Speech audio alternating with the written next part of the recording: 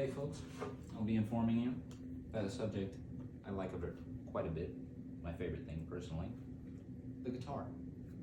We'll go over a very brief history, go over into some of the different types, and then the different types within the different types, and then we'll go over differences between genres that are caused mostly by the guitar.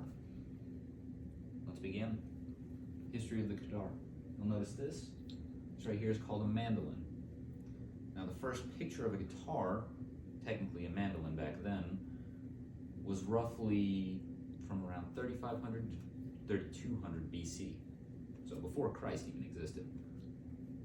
And as we got further on into time, closer to the 15th and 16th centuries, that shape right there faded away.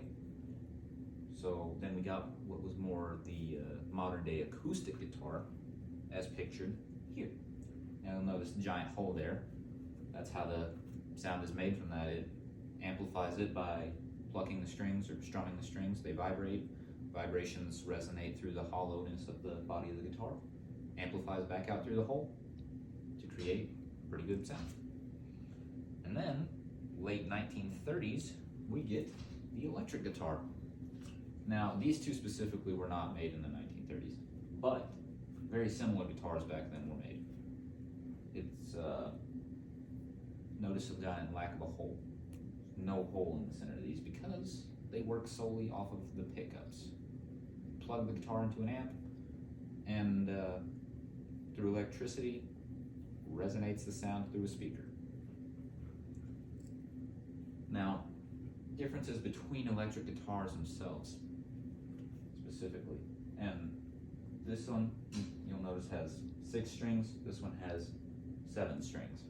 Now, there are some acoustic guitars that'll do that with more than 6 strings, but not as many.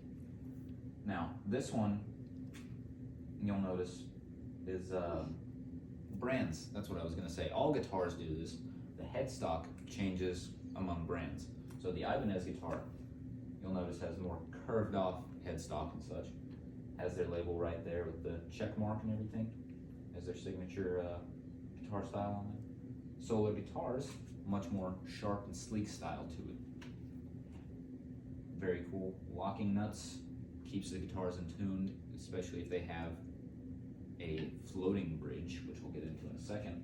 And then other guitars have a standard nut, which is just a little plastic piece, or it could be bone even. The strings just set over pretty much. So, as I was saying, floating bridge right here. You'll notice this one, it's blurred out sort of, but that one has it and that one has it. Now the way that works is it keeps the strings in tune by having springs on the bottom, and strings on the top. And when you tune them right, the pressure should equalize and it should hold the bridge even with the body, therefore keeping it in tune. This one stays in tune by not going back at all. So you tune it up to tune, and this thing is hard to move up at all. Like, you push down on the bar and it will not move.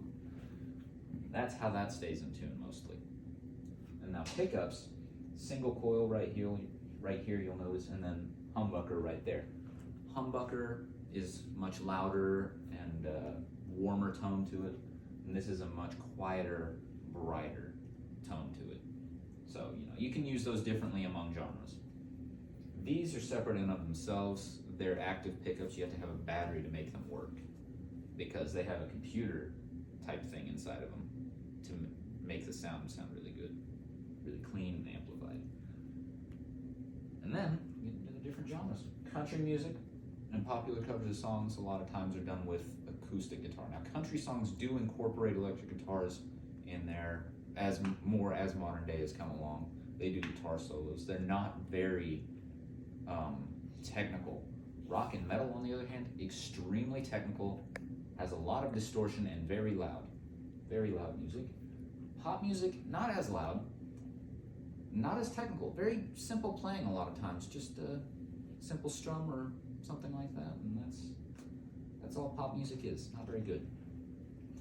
Other than that, we're at the end, because that's a black screen. Nothing.